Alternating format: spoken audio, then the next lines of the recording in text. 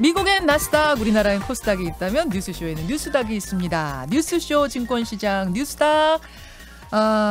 오늘은 이제 강성 브라더스가 나오시는 날인데, 강성은 강성인데 다른 날과 다른 강이 나오셨어요. 조금 약한 강이 나왔죠. 약한 강입니까? 제가 더 강한 강 아닌가요? 강훈식 의원이 지금 듣고 계시다는 거 여러분 감안하시고, 평소에 강훈식 의원이 오늘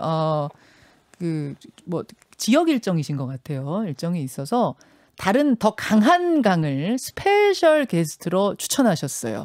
민주당 강병원 의원 어서 오십시오. 안녕하세요. 강병원 의원입니다. 반갑습니다. 예. 그리고 더 강한 강이 나오셔가지고 걱정되네요. 성일종 의원 어서 오십시오. 네, 안녕하십니까. 성일종 의원입니다. 예, 이 두 분은 우리 강병원 의원님 전에 또 우리 뉴스쇼 패널도 하고 하셔서 오랜만에 반갑게 얼굴을 많이 뵙는데, 뉴스쇼 뉴스닥 상한가 하한가를 뽑아서 겨루는 이렇게 이야기 나눠보는 코너인 건 알고 오셨죠? 네. 강병원 의원님은 오늘 상한가 하한가 어떤 걸로 나오셨습니까?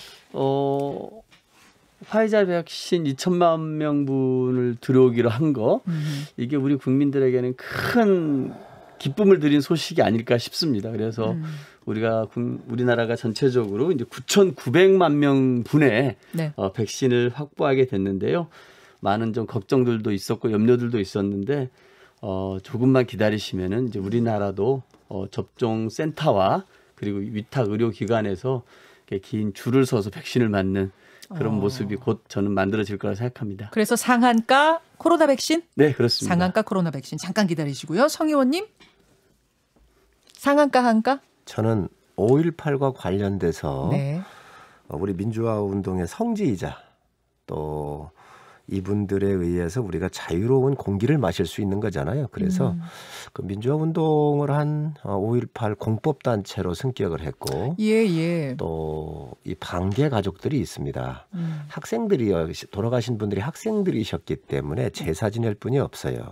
그래서 그 형제 자매들이 제를 지내는 분들이 있는데, 이분들이 이제 회원이 안 됐던 거죠. 그래서 그냥 공법단체가 되면은 유족 중에 형제 자매는 회원에 못 넣게 돼 있었거든요, 원래. 그래서 이번에 이 부분들을 다 해결을 했습니다. 그래서 그래서 이 부분을 제가 상한가로 가져왔습니다. 알겠습니다. 자, 이렇게 두 분이 다 오늘은 상한가를 골라오셨네요.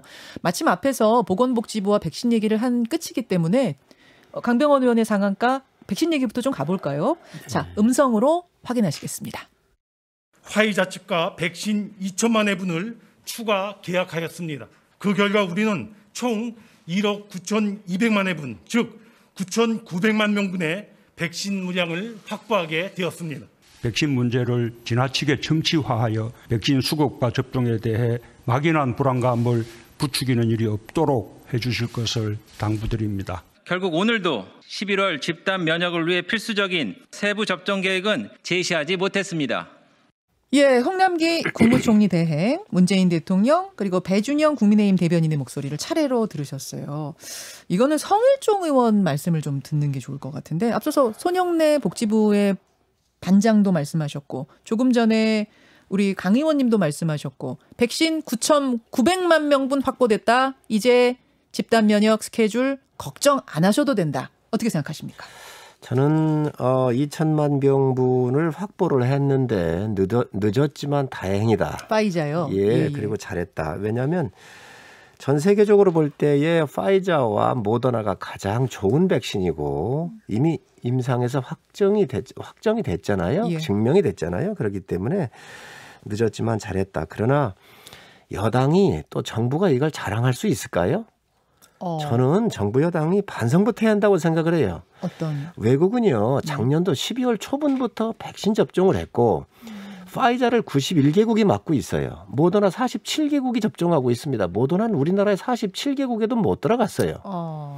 그러면 지금 한 4, 5개월 동안 우리나라가 그동안 뭐 했는가?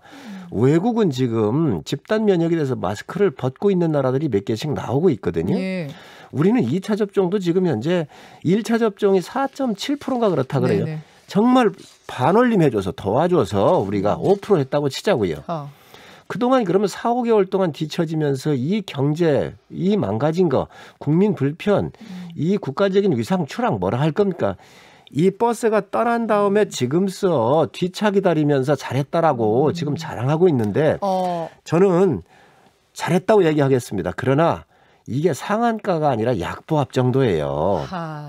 파이자 2천만 명분 확보는 잘한 일이지만 좋은 일이지만 그렇습니다. 지금 확보한 걸 자랑까지 할 건 아니다. 강병원 의원님.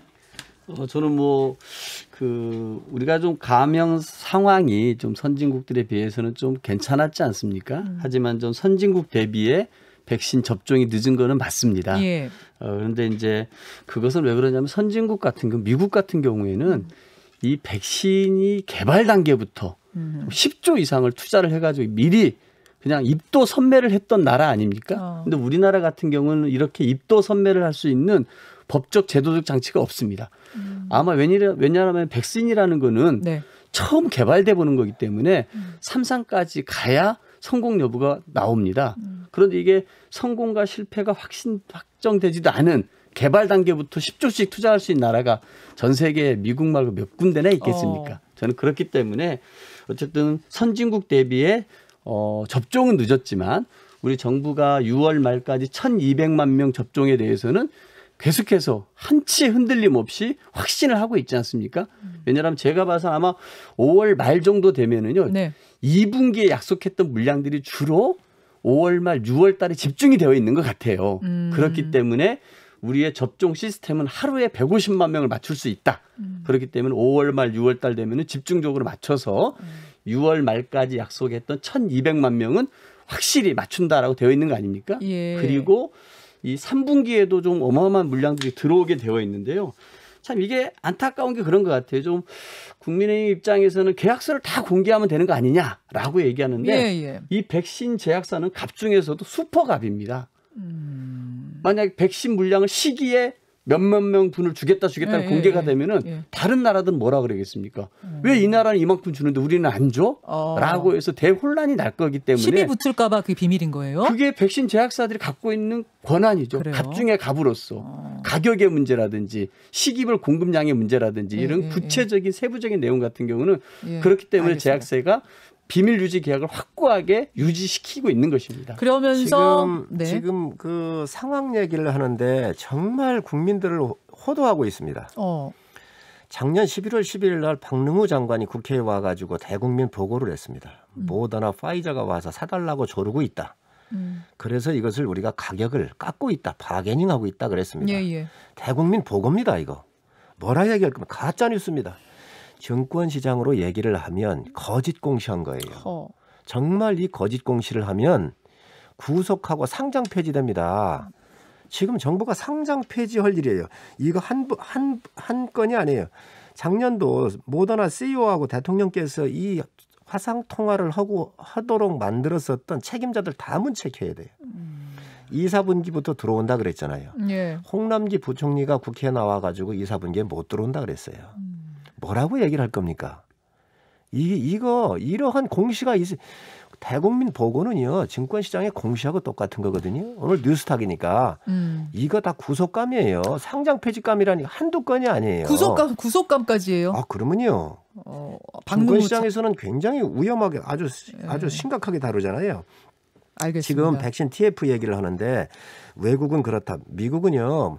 모더나 같은 경우 국방성 자금으로 이렇게 개발을 했잖아요. 그래서 지금 우리 박진 의원께서 뉴욕주 변호사예요. 그래서 이거는 안 되겠다. 그러니 수합을 하고 한미 통상이 정상이 나서야 한다라고까지 얘기를 했는데 이러한 상황인데도 불구하고 지금 다른 나라들은 다 모더나 47개국이 공급을 했고 91개국이 파이자를 하고 있는데 다른 나라들은 정보기관, 외교채널 모든 걸 동원해가지고 미리 다 확보를 했잖아요. 미리 확보 안 한 걸 가지고 우리는 코로나 환자 수가 적게 나오기 때문에 늦어도 괜찮다? 있을 수 없는 얘기예요. 백신은 앞으로 안 맞게 하기 위해서 면역력을 확보하기 위해서 맞는 거 아닙니까? 그러니 확진자가 나오든 안 나오든 국가의 운명을 걸고 해야 되는 거예요. 자, 이거를 안 해놓고 예. 와가지고 지금 미국 탓한다, 야당 탓한다, 이건 있을 수 없는 이야기입니다. 강 의원님. 네, 저는 뭐 야당 탓, 미국 탓을 타는 게 아닙니다. 우리나라의 시스템이 다른 거예요. 만약에요, 이 화이자 백신이 임상도 들어가지 않았는데 우리 국회에서 우리 정부가 수조를 화이자에다 먼저 투자하겠다라고 했으면 야당이 이걸 용인을 했겠습니까? 아마 국회를 완전 뒤집어 놨을 겁니다. 만약 그렇게 했었으면 어떻게 하실 뻔했어요? 말도 안 되는 소리지요. 봐봐요, 말도 안 되는 겁니다. 왜냐하면 아닙니다. 잠깐 제도도 지금 없는데 그 말도 안 된다는 게 했으면 아니 제가 아니 그 얘기를 임상도 끝나지 않은 백신에다가 예. 어떤 결과가 나올지도 모르는데 수조씩 정부가 투자한다 그랬으면은 야당이 들고 일어나서 막았을 것입니다. 왜 그러냐면은요.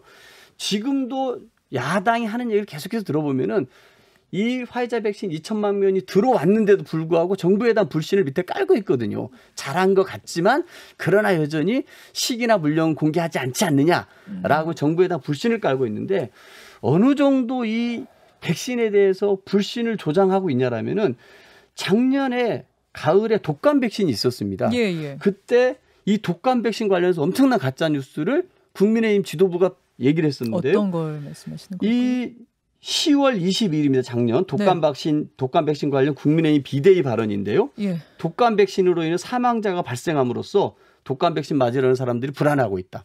독감 백신 맞아서 사망이 됐다로 인과관계를 아예 인정을 해버린 게 김종인 비대위원장 얘기였고요. 우리 이종배 정책위원장이 이런 얘기를 합니다. 독감 백신이 죽음을 불러온 독약이 된 상황이다. 그때 죄송하지만 우리 성일종 의원님도 그때 뭐라고 하셨냐면요. 질병관리청의 안이한 대응으로 우리 국민들이 목숨을 잃어가고 있다. 라고까지 독감 백신을 폄하를 해버렸습니다. 그러니까 많은 분들이 맞으려다가도 안 맞아버렸고 이게 엄청나게 많은 물량 폐기가 됐습니다. 그래서 또 하나 2월 달이었죠. 아스트라제네카에 대해서 물백신이다 후진국이라고 규정을 했습니다. 그러니 아스트라제네카를 맞으려고 했던 분들이 얼마나 불안하겠습니까? 또 하나는 뭐냐면요. 대통령을 비롯한 정부 책임자들이 먼저 아스트라제네카를 맞아라 라고 주장을 했어요. 그래서 예. 대통령이 해외 행사 참석을 해서 맞으니까 대통령이 맞으니까 특혜 접종이라고 그런 공격했던 것입니다. 그러니까 이 백신과 관련해 가지고 국민들을 안심시키고 뭔가 좀 달래기보다는 끊임없이 정부 정책에 대해서 불신을 조장하고 뭔가 불안을 조정하는 겁니다. 저는 도대체 이 정권을 흔들어서 이익을 보겠다는 야당의 기본적인 속성은 이해하지만 알겠습니다. 국민의 생명을 저는 보호하지 못하는 행위라고 생각합니다. 마지막 발언 듣고 넘어가죠. 예. 옛날로 돌아가 보시기 바랍니다. 메르스 사태나 할 때 뭐라 그랬어요? 지금 민주당에서. 정부가 슈퍼 전파자라고 그러면서 정부의 무능이 국민 생명을 위협했다고 공격을 했었거든요. 이번에 이 백신 자꾸 야당한테 얘기하는데요. 작년도 추경할 때 여당에서 이 백신 예산 세웠습니까? 야당이 얘기를 해서 3,600억 편성을 했었고 본 예산안은 작년 12월 달에도 야당이 요구해서 9천억을 세운 겁니다. 이게. 여당이 이거 상임위까지 통과했는데 그 이후에 뺐었잖아요. 다 뒤져보세요. 이렇게 해놓고 나서 지금 국민에 대한 예산권조차도 세우지 않았던 여당이 좀 뭐라 할 건가. 저는 국민에 대한 예의가 아니고 문제는요. 지금 뭐 상황 다 얘기하고 그러는데 이 부분에 대해서 근본적 준비가 안 돼 있는 게 여당이었어요. 그래서 이 백신에 대해서는 김호란 같은 사람들 뭐라 그랬어요? 파이자, 모더나 안 산 게 잘했다 그랬잖아요. 그런 사람을 청와대 지금 방역기획관으로 갖다 놨지 않습니까? 그러니 이거에 대한 총체적인 책임을 지고 여당이 국민한테 미안하다 그러고 늦었지만 지금 파이자 같은 경우 들어오게 돼 있다 그랬어요. 11월 집단 면역한다 그랬잖아요. 그러면 월별로 어떤 것이 어떻게 들어올 것이 스케줄 밝혀라 그러는데 그것도 밝히지 않으면서 지금 잘못 없다고 얘기를 하는데 이제는 정말 가짜뉴스 제대로 된 가짜뉴스 양산하시지 말고 제대로 된 공시하시기 바랍니다. 자, 서로 지금 가짜뉴스라고 말씀을 하셔가지고 아마 우리 청취자들은 쭉 인터뷰를 들으시면서 아닌 것과 맞는 것을 가리실 테니까요. 이 이야기는 여기까지만 좀 하고 성일종 의원의 상한가로 넘어갈 시간이 됐습니다.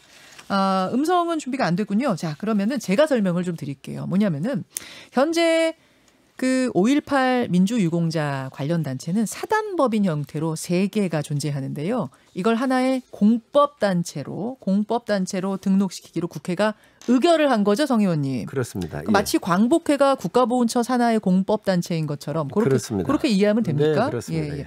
거기까지는 다 의결이 됐는데 지금까지 좀 쟁점이었던 거, 논란이었던 거는 5.18 유족회의 회원 자격을 형제 자매에게도 줄 것이냐 말 것이냐 이거였어요. 왜냐하면 여러분 사법단체일 때는 72명의 형제 자매가 회원으로 활동을 했습니다. 심지어 이분들이 그 단체를 막 이끌면서 주도적으로 일을 하셨대요. 근데 이제 국가보훈처 산하단체가 돼버리면 회원 자격의 형제 자매는 못 넣게 돼 있는데 이 72명의 이분들을 어떻게 할 것인가가 문제였거든요. 어떻게 된 거예요? 우선 두 가지만 말씀을 드리면요. 공법단체가 있는데 네. 국가보훈처라고는 우선 중앙부처의 기관이잖아요. 네. 그런데 지금 이 공법단체가 보훈처의 소속이 아니고 네네. 광주시의 소속으로 되어 있었습니다. 아. 격이 좀 낮은 거지요. 그래서 이 공법단체를 중앙의 보훈처 소속으로 우리가 격상을 해야 되겠다. 그래서 예, 이게 예. 그동안 안 됐었던 거거든요. 네. 그래서 이 3개의 단체를 이제 국가보훈처에 소속으로 했기 때문에 앞으로 이 행사가 국가 중앙정부에 격상돼서 하게 됐다는 말씀 제가 드리고, 두 번째로는 한 300분이 좀 넘죠, 회원분들이. 네네. 그런데 여기에 72분이 반개 가족이 있으세요. 형제자매. 법적 체계가 잘 안 맞았었습니다. 네. 그런데 민주화 운동을 하면서 학생들이 희생을 하셨기 때문에 그분들에 대해서 예우, 가족적인 측면에서의 제사 이런 부분들이 반개에서 이루어졌던 거지요. 그러니까 동생에 대한, 형님에 대한 제사를 형제자매가 이렇게 네. 했었는데 이분들이 이게 국가 법을 보면 유족이 아니에요. 직계가족이 아니잖아요. 그렇죠. 반개다가 보니까 아닙니다. 회원이 안 됐었습니다. 네. 그러나 지금 현재 있는 이 사단법인의 형태에서는 회원으로 회원이었고, 들어가 있어요. 예. 이게 이제 중앙부처에 격상돼서 올라가니까 네. 이분들이 자격을 줄 수가 없었어요. 예. 그래서 이번에 부칙 사항으로 해서 회원으로 격상을 시켜드렸고요. 예. 그렇게 하고 또 그러면 다른 법하고도 좀 맞아야 되잖아요. 6.25, 형평성. 그렇습니다. 6.25 참전 용사들 같은 경우가 있는데 만약에 이런 경우가 발생했을 경우 이에 준해서 할 수 있도록 법의 형평을 그렇게. 맞추어서 알겠습니다. 다 통과시켰다는 말씀드립니다. 자, 강병원 의원님도 뭐 동의하시는 입장이실 것 같은데 어떠세요? 저는 굉장히 의미 있는 법이 예. 정무위에서 우리 또 성일종 의원님이 또 역할을 하셔서 통과됐다고 해서 굉장히 다행스럽고 생각합니다. 어쨌든 과거와 달리 국민의힘이 좀 무섭게 변하고 있는 건 사실입니다. 제가 이 질문 드리려고 했는데 20대 국회만 의원님이, 하더라도 예. 5.18에 대해서 정말로 망언을 서슴지 않았던 게 국민의힘이었죠. 우리가 다 기억할 겁니다. 뭐 김진태 의원이라든지 이종명 의원 같은 사람은 정말 그런 망언 단체를 국회로 불러들여 가지고 그들에게 마이크를 열어줬죠. 그래서 정말 5.18 뭐 유공자 단체를 괴물 집단이라고 하고 이 5.18 광주 민주화 항쟁을 운동을 북한군의 소행이라고 하는 사람들을 버젓이 데리고 다니면서 이 5.18을 폄훼했던 국민의힘 입장에서 성일종 의원님 같은 분이 이런 의미 있는 법을 만드는 데 앞장서 주셨다는 것에 대해서 굉장히 감사하게 생각을 합니다. 칭찬인지 욕인지 좀 묘한 느낌이에요. 칭찬입니다, 칭찬. 근데 성 의원님은 분명 칭찬이고요. 이게 이제 네. 뉴스 닭이니까 저는 예, 정말 이게 예. 사기 공시가 되면 안 된다. 아, 예. 이런 말씀 하나 드리고 싶은데요. 네. 우리 김종인 비대위원장이 이 재보궐선거를 앞두고 예. 박근혜와 이명박이 구속되고 이랬던 것에 사과를 했습니다. 대국민 사과하셨죠. 박근혜가 탄핵당한 것에 대해서 대국민 사과를 했거든요. 네. 그런데 이 재보궐선거 이기고 나니까 바로 서병수 의원이 박근혜 탄핵 잘못된 거 아니냐라고 이제 탄핵을 부정하는 일을 했거든요. 근데 네. 대국민 사기를 쳐서 선거 이기고 나니까 나몰라라 했던 거거든요.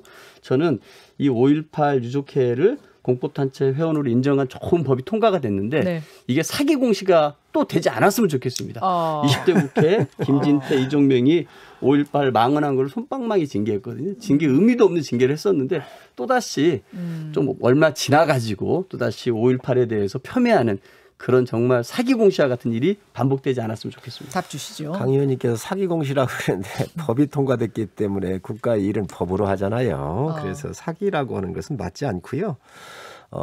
저희 당에서 이제 소수의 의견들이 걸러지지 않고 일부 있었던 건 맞습니다. 그러나 그게 당을 대표하는 공식적 의견이 아니었기 때문에 저희 당 입장하고는 조금 차원이 틀리다. 또 그런 부분에 대해서도 징계를 했고 또 그런 의견이 나오지 않도록 해야 되겠다. 또 그런 의견이 나와서도 안 되고요. 그래서 우리가 이 광주 민주화 운동에 대한 숭고한 정신은 다 우리가 숭앙을 하고 잘 받들어서 또 광주의 민주화 운동의 핏값으로 자유로운 공기를 마실 수 있도록 한 게 지금 상황 아닌가요? 우리 의원들이 우리 당의 당원들과 의원들뿐만 아니라 국민들이 다 알고 있지만 다수 개인의 의견을 당의 의견으로 이렇게 좀 포장을 안 했으면 좋겠다. 저희 당은 바로 이런 입법을 통해서 우리 광주 민주화 정신이 올바로 잘 숭앙될 수 있도록 하겠다는 말씀 제가 드립니다. 알겠습니다. 요 마무리는 훈훈한데요. 두 분이 5.18 단체에 대한 이 의결은 좋다. 상한가 줄만하다. 의견이 붙어서 똑같이 합쳐져서 좋습니다. 여기까지 오늘 말씀을 좀 듣고 또 다음 주에 우리 성일종 의원과는 만나고 강병원 의원님은 또 언제 좀 모셔야죠. 그러세요?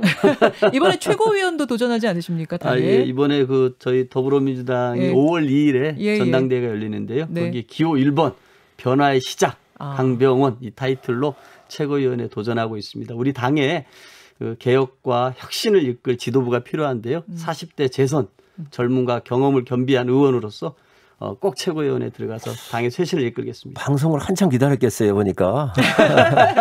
최고위원 되시고 나서 또 한번 인터뷰를 최고위원 자격으로 그러시죠, 하실 수 있기를 기대하면서. 제가 보니까 굉장히 합리적이고요. 우리 강병원 의원께서. 그리고 입법 활동도 아주 잘하셨고 그래서 상당히 신망이 높습니다. 그래서 앞으로 여야도 이게 대립구도도 있지만 그 대립 속에서도 항상 타협하고 서로 좋은 의견들을 교환하는 창구가 있어야 되거든요. 그럼요. 그런 역할을 우리 강 의원이 지금도 하고 계세요. 저는 많은 기대를 하고 당이 틀려도 늘 응원하겠습니다.